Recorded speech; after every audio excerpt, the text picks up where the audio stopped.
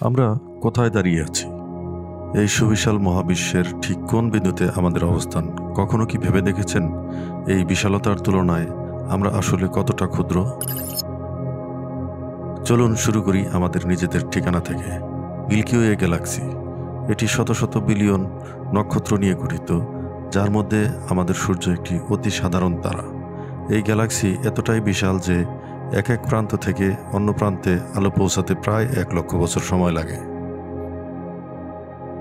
এই সুবিশাল মিল্কি ওয়ের মধ্যে আমাদের সৌরজগৎ একটি ছোট্ট ধূলিকণার মতো।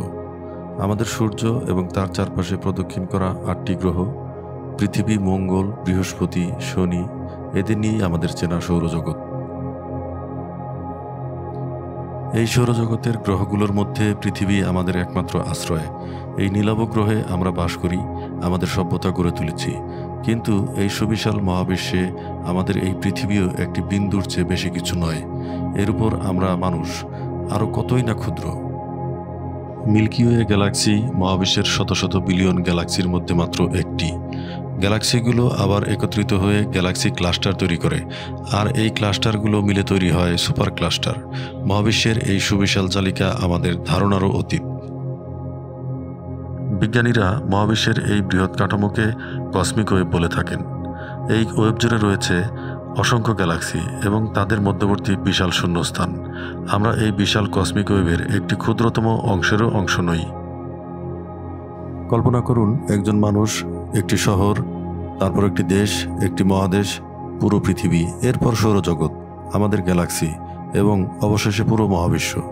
এই যাত্রা আমাদের নিজেদের অস্তিত্বের ক্ষুদ্রতা উপলব্ধি করতে সাহায্য করে। এই বিশালতা আমাদের এক ধরনের বিনয় শেখায়। আমরা হয়তোবা মহাবিশ্বের তুলনায় অত্যন্ত ক্ষুদ্র, কিন্তু আমাদের ভাবনা, আমাদের আবিষ্কারের ক্ষমতা, এই মহাবিশ্বের রহস্য উন্মোচনের প্রচেষ্টা, এসবই আমাদের বিশেষ করে তোলে।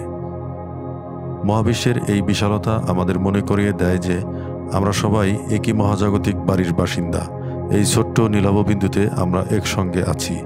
তাই আসুন এই মহাবিশ্বের ক্ষুদ্র বাসিন্দা হিসেবে একে অপরের প্রতি সহানুভূতিশীল হই এবং আমাদের এই একমাত্র আশ্রয়কে সুরক্ষিত রাখি।